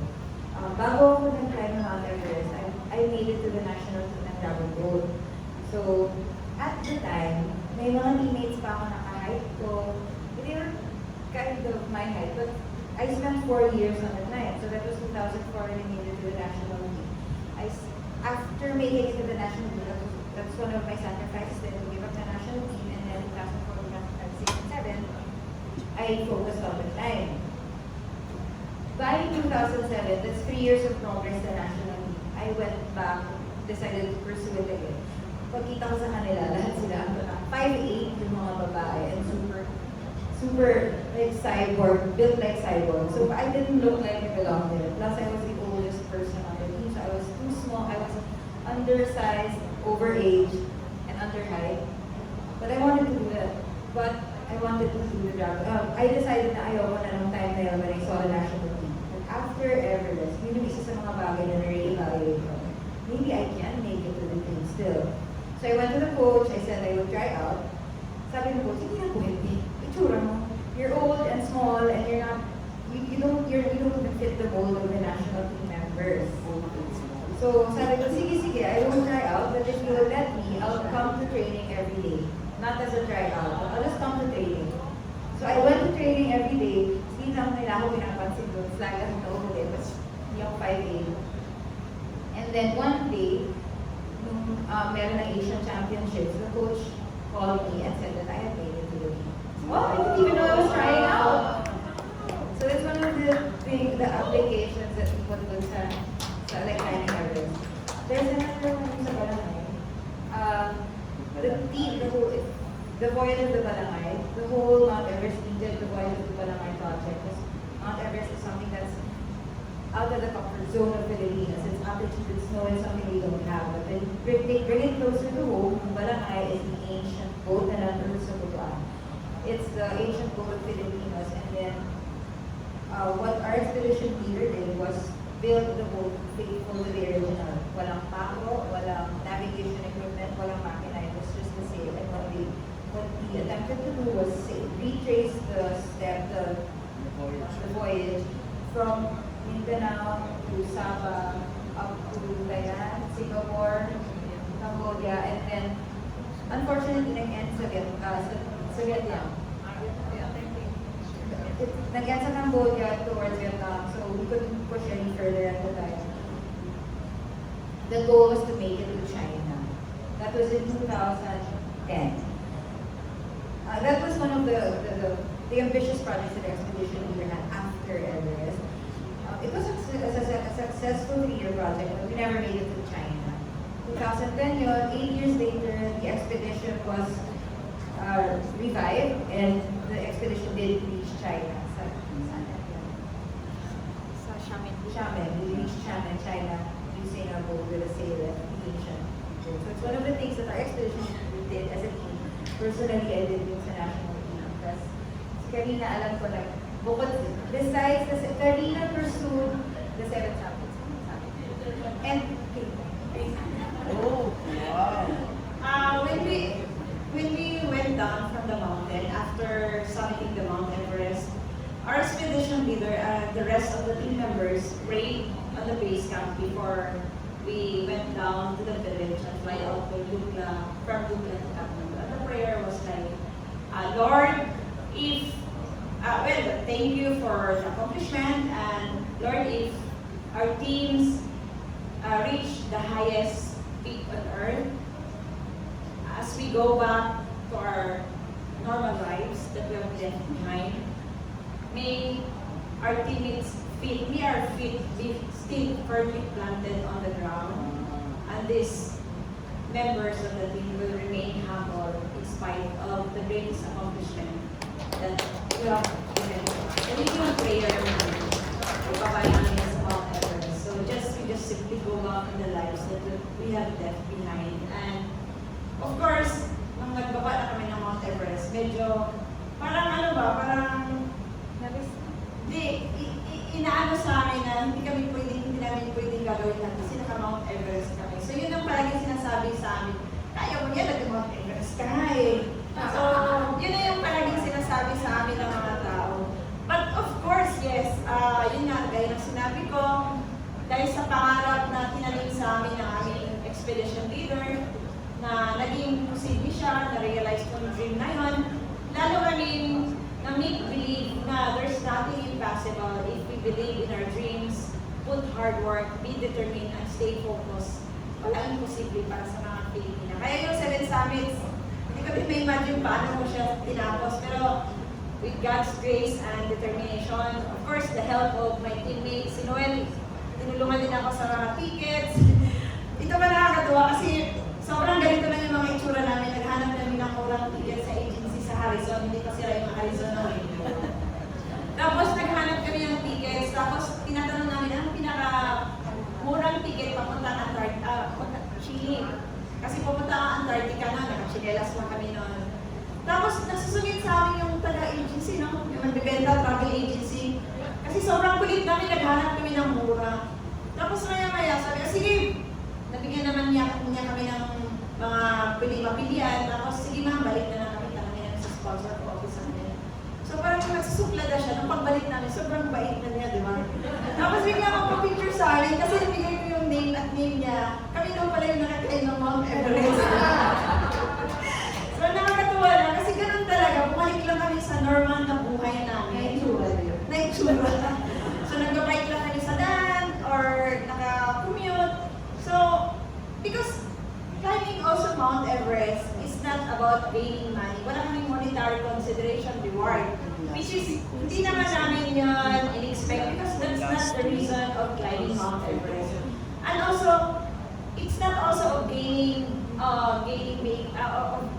famous. That's not our purpose. So, we just really embrace the life that we have left behind. And we're very happy roaming around.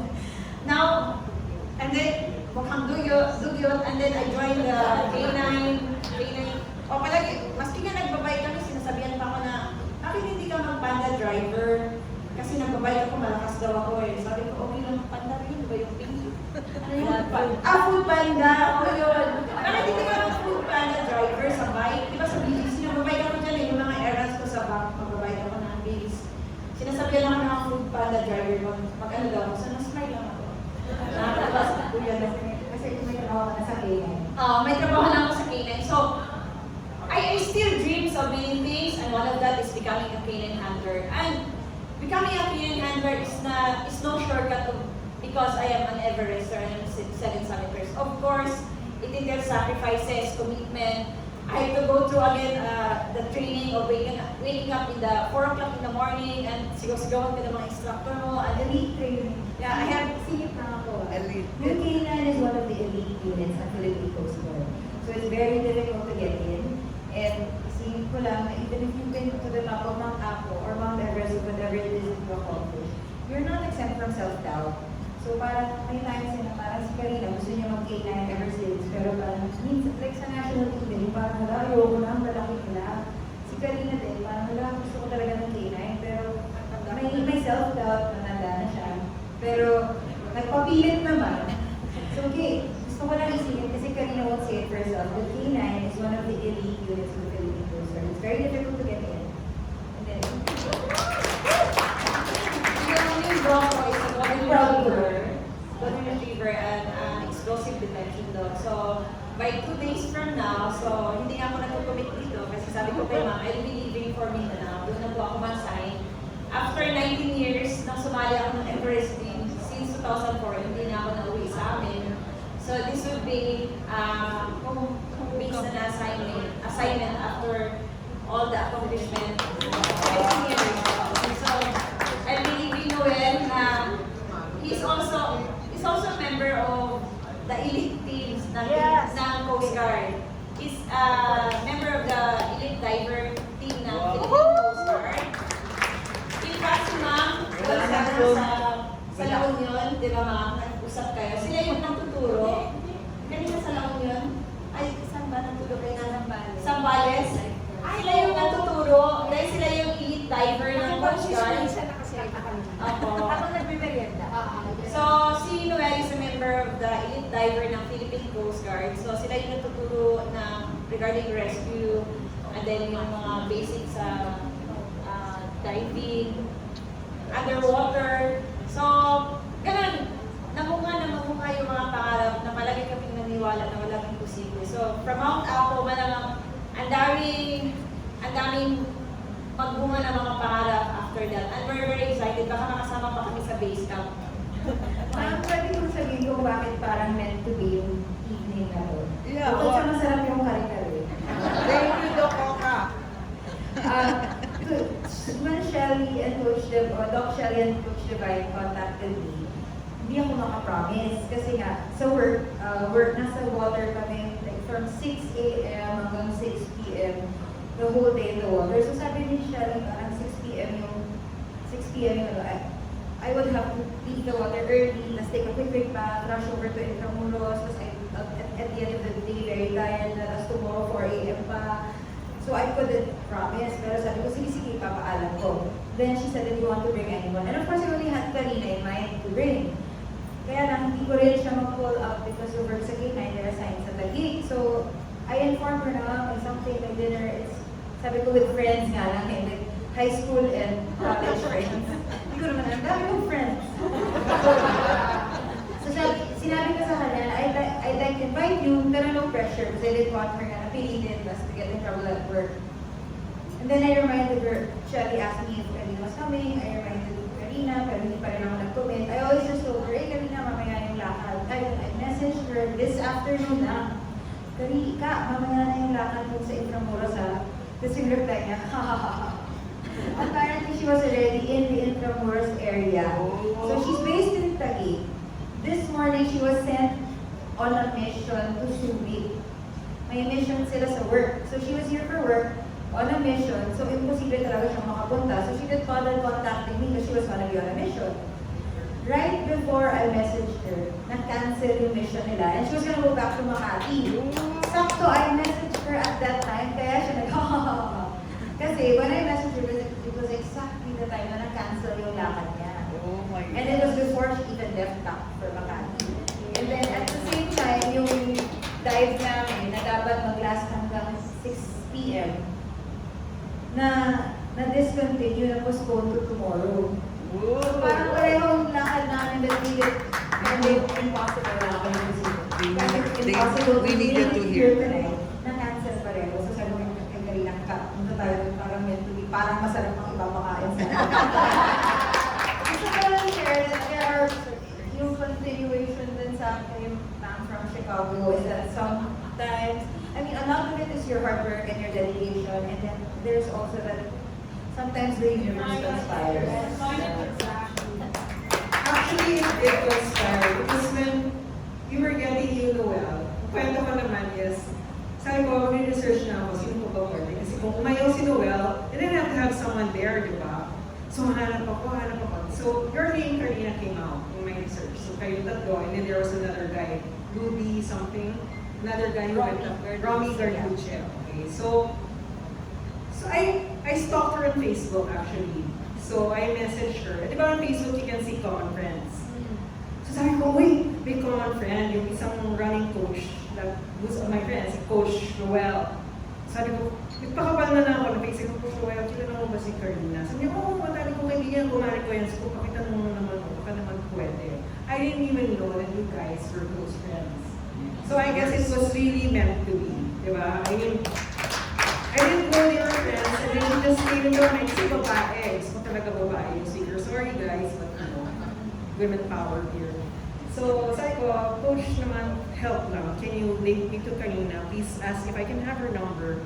So that's why I messaged Carina also. And I didn't know that you were also trying to ask her.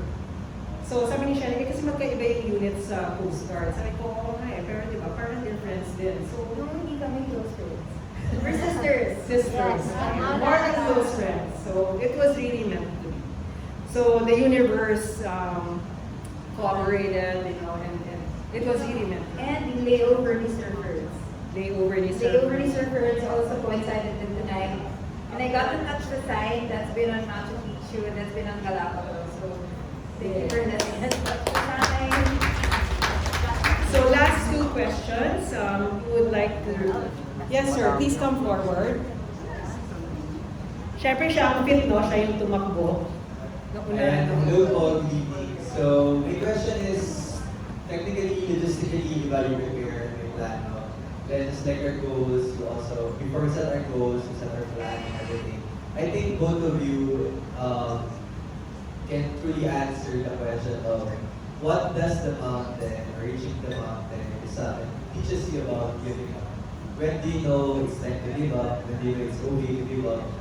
And ano yung certain limit na it's enough is enough?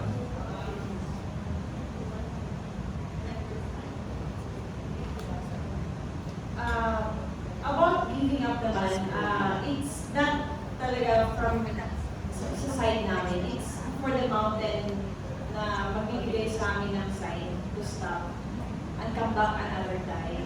Just like when I climbed Mount Aconcagua. When I went there 2017, I was very excited and lahat ng gamit ko, kompleto, dala ko, and then I was with my teammates. Ako lang yung babae, 4 na malalaking, 2 Americans and 2 Australians kasama ko. They're very strong, so sumasabay ako sila, but the mountains told us that we cannot summit. So we have to go back. Just like sailing the vast sea, there's a time that the nature will tell you that you have to stop, look for a shelter, and go back another time for a safer time window to be able to reach the summit, or you will be able to reach the next port of destination safely. So it's more of the mountain that will tell us to stop, or parang i-give up nyo muna, i-postpone nyo muna.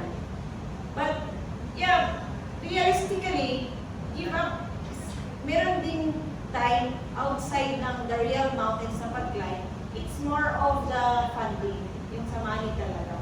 Kasi it's very expensive yung expedition. Even yung sa Balakay voyage, it's very expensive. But lahat naman nagagawa ng paraan pag talagang gusto mo yung ginagawa mo. But hindi siya man yung time na tina-target mo, mai-extend lang siya, pero magiging imposible talaga kung gawa lang natin ng paraan. Pray hard na may mga people na isi-send sa'yo na maging instrument para maging posible yung dreams mo. Gusto ko i-add na mas mahirap mag-give up kaysa mag-continue. Nung nasa Mount Choyo kami, if you can imagine the setup that you were planning for this time for 3 years, you prepared for it, logistically, you trained for it, and then ito yung one chance mo to go up, to climb the mountain, whatever mountain it is. In our case, it was Choyo. Tapos, few meters from the summit, maybe less than an hour of climbing, and we would have made the summit, and you would have achieved your dreams, you would have achieved the whole thing. At that point, it takes more strength to turn around and decide that it is safer for yourself and your teammates to not continue than to continue. Yung ginawang movie na 1996 Mount Everest tragedy, that's actually what happened. You have to have the humility. It takes more strength and the humility to decide to give up. They were a few hours from the summit. They would have made it. And it's a years na pangarap ko. You were dreaming and preparing for years, and you're within hours of achieving it. The kind of strength that you need to decide to turn back and keep your team alive is stronger than the kind of strength you need to continue. The people that died decided, konting hours na lang, we can probably like sneak up and come back, rush back down before the bad weather gets here. Yung 1996 tragedy, sir. So, what they did was exactly that. Like, it's just a few hours. They decided to sprint to the summit, rush back down before the weather got bad. And that's how they all died on the mountain. The teams that made it were the teams that had the strength and the fortitude and the humility to accept it and turn back and come back another day. Very well said. Kaya yung mga family na, tandaan niyo yung KBL. Kasal, binyag, and living. That's how they, stretch their resources and raise resources. So yes, we have another question. Hello po, good evening. Pleasure to meet both of you. In line po kasi with International Women's Month on March, and we'll be featuring it on AMOSUP Sailing Forward, our official publication of AMOSUP. My question is, what is your message to stereotypes and discrimination on women. For the mountaineering, just like sailing in the maritime world, that the more bigger percentage in the population is the male, and the women is just like 1/4 or 25%. But of course, for mountaineering and in the maritime world, this is our opportunity to show our talent and capabilities. If given right logistical support, and we are very determined on what we achieve on that platform, maybe the mountains or in the maritime world, there's nothing impossible that we will excel in that platform. You just believe in yourself, have faith in God, and of course, do your best. Hindi ko napansin yung discrimination sa women. So I'm not, what I think is parang my mind was set on the goal of climbing as a Filipino. I was climbing as a woman kasi like I said, I was the daughter, the sister, the mother.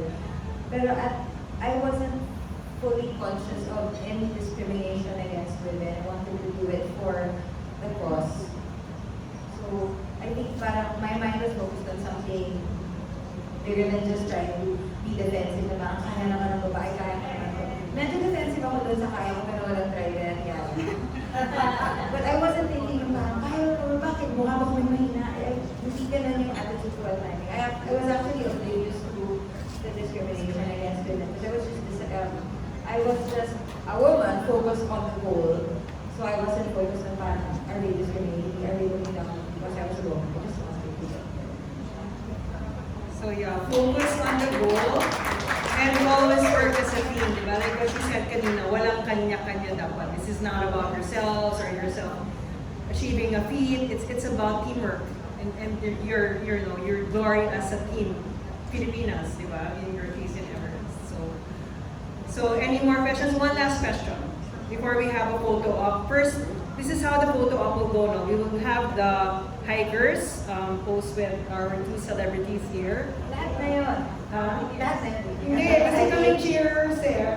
So, yung talagang aakyat muna, I hope you're all still there, and then we will have the cheer, yung chuwari waps kasama na sa photo. So, who wants to ask the last question? Anybody? Wala nang last question.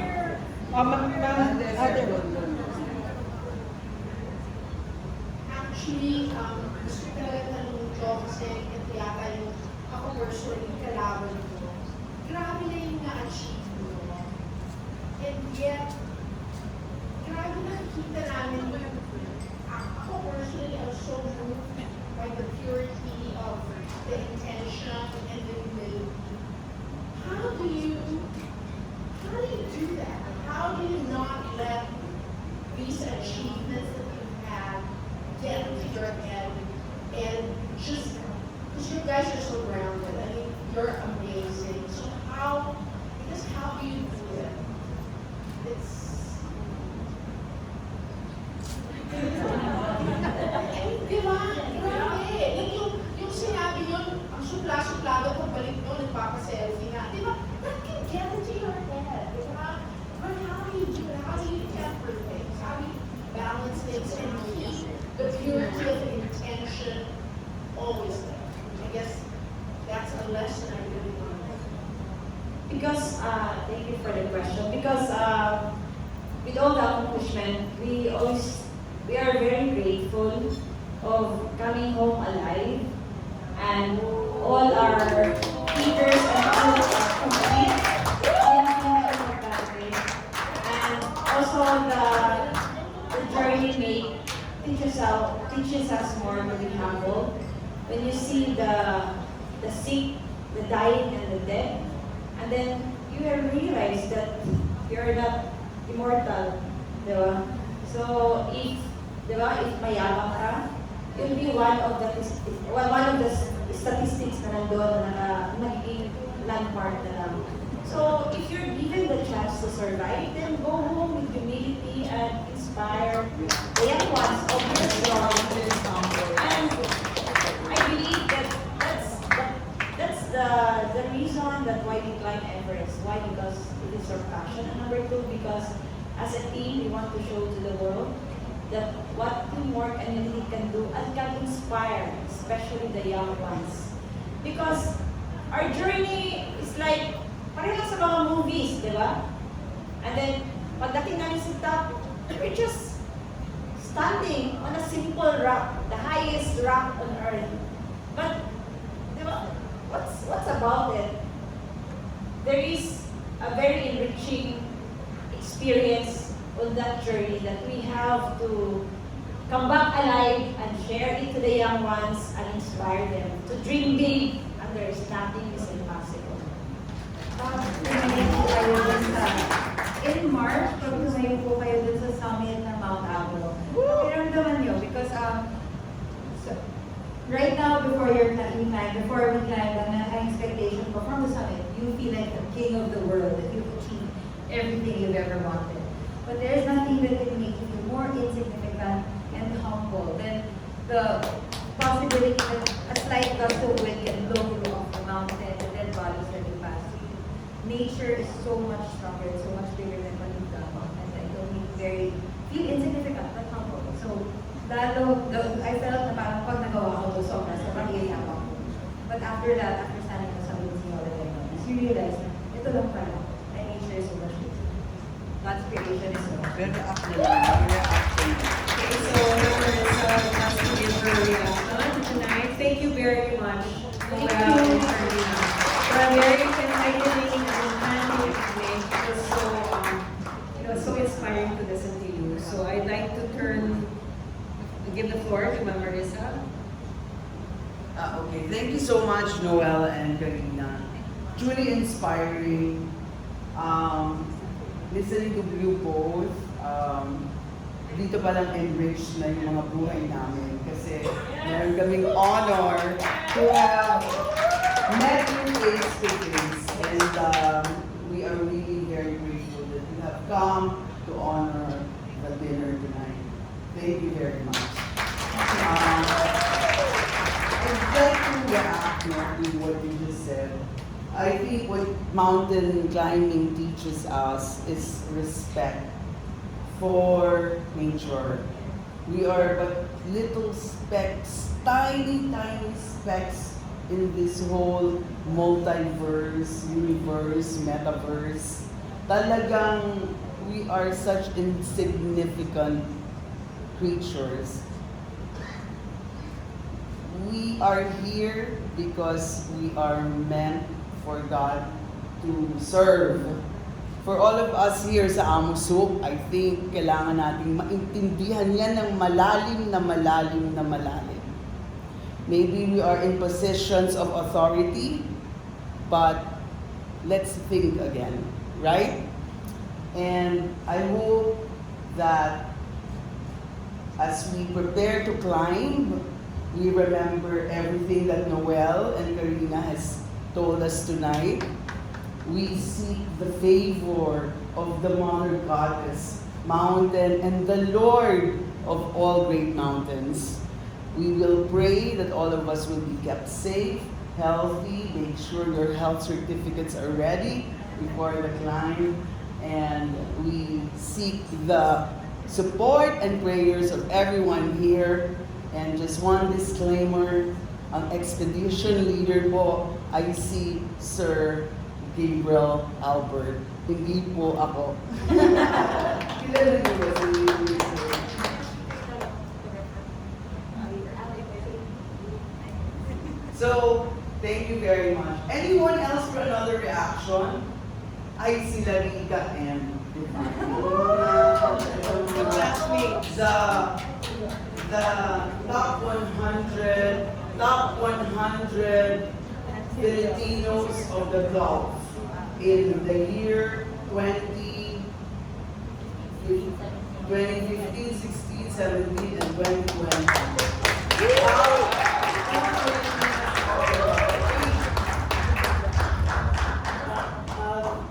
We're really inspired, seriously, to hear the stories, not even stories, the experiences you guys had. Because it's it's one thing to inspire people to move, but when we hear your stories, your experiences, it's like, it inspires you to live better as a human. Not just to be physically active or healthy. Everything that you've been sharing just makes us think back, oh, yeah, you're right. Like, we were laughing at the no yaya, no driver, no comfort, no bathroom. I looked at the mind because, yeah, we're planning on no bathroom. You know, we forget about these little things that we have as, how you say, things that make our lives more comfortable. And yet we complain of waiting in line for so long and standing. So hearing you guys, it humbles you all of a sudden, even if you haven't one step foot for it. So thank you so much for sharing that and still being the way you guys are. Yeah, so that's kind of my reaction. From what Rachel said is the fact that what kept you guys humble is the fact that you guys are still alive. This is something that a lot of people are taking for granted. A lot, especially I guess I've heard among seafarers, a lot of people committing suicide. I mean, these things, it will cross your mind, especially with all the challenging things that happened this past 3 years. And you guys brought us all down again and said, like, we have to be thankful, we have to be humble enough that even if we've achieved greater things, we're still part of this big plan, big thing that we don't even have bragging rights to say that, you know, this is me. Because we have a lot of other people who made us who we are, who supported us. It's not a one-man thing. It's not just because you're persistent, just because you're intelligent and you've made a sacrifice. It's also a sacrifice of those who are related to you and all those people that you don't even know sacrifice $5 or $10 to contribute to something greater than their dreams. And you guys made that thing possible for them. So, thank you.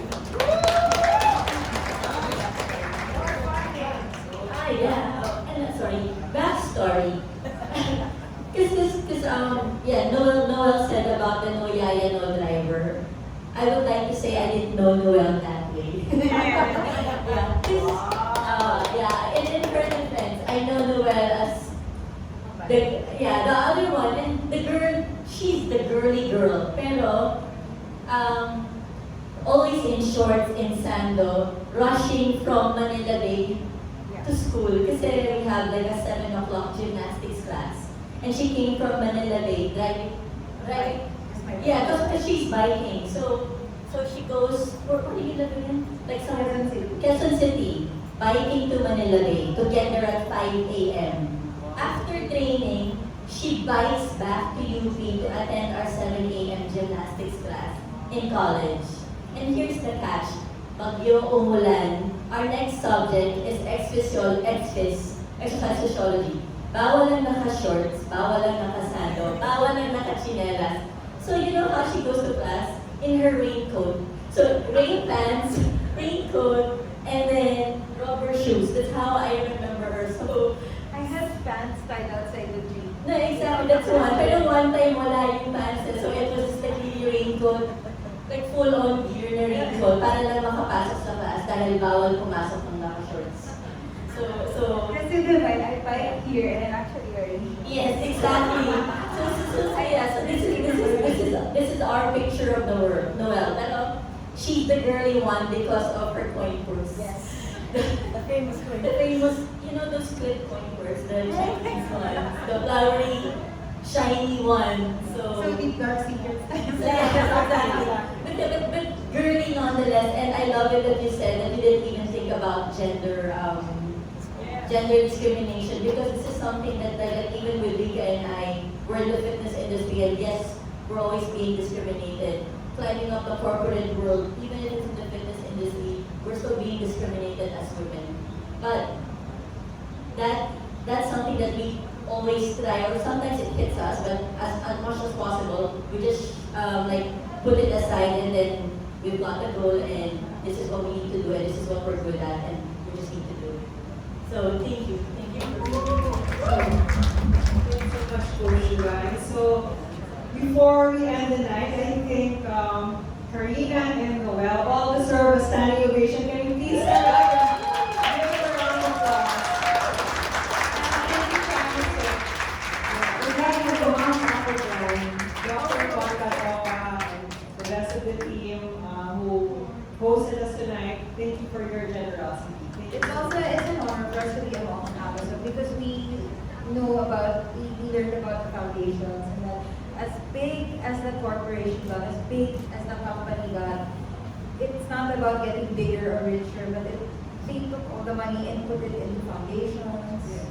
So it's very humbling for us to see people that the money went out to help. As big as the company got, as rich as the company got, it all went out to foundations and will help people in need. So it's an honor for us to be amongst AMOSUP people as well. It's an honor to be able to have you speak to us tonight. So may I call on the Mount Apo hikers to please come forward for a photo op.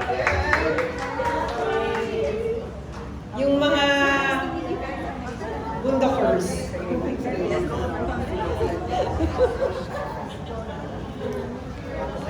Yung mga, sabi ko Apo Hiking Society eh.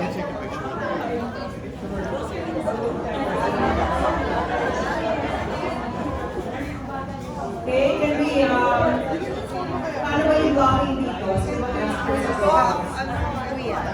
okay, guys. Can we go press? Can we have Noelle and Carina in the middle? Sa middle kayo. Okay, so let's surround them. Okay, wow. So ito na yung future Everest team. Okay. Future Everest. I'm so excited for everyone's gonna play. Okay, smile at the camera. Send po kami ng Can you press? Thank you for your $10. Ay, nauna muna yung mga personal. Baka ma-post tayo sa Facebook.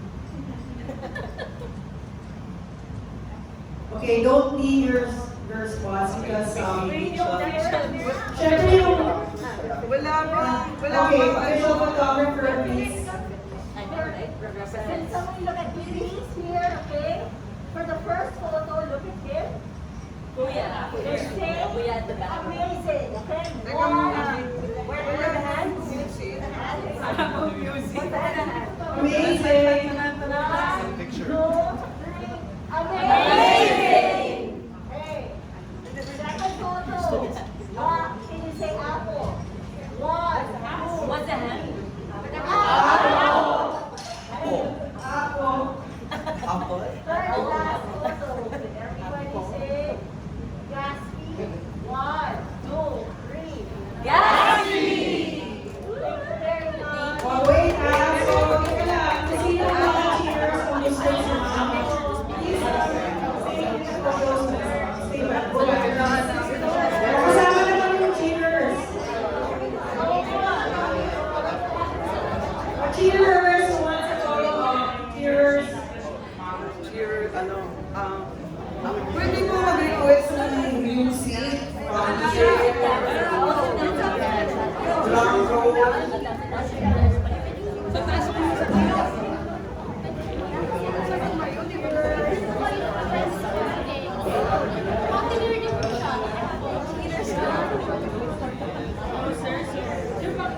Wait, guys.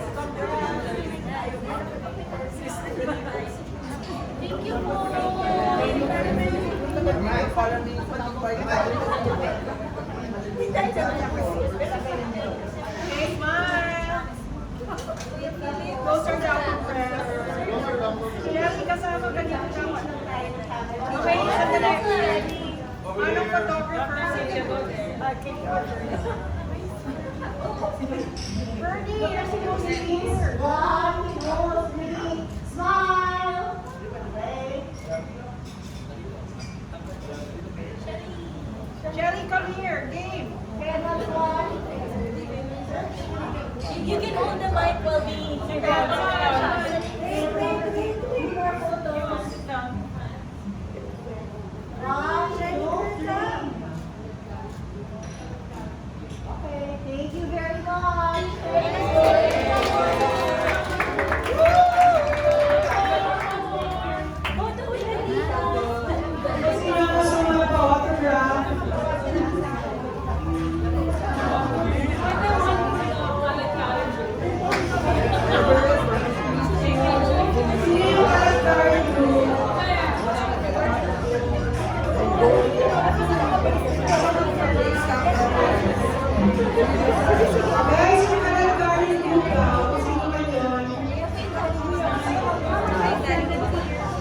Yeah, San Francisco.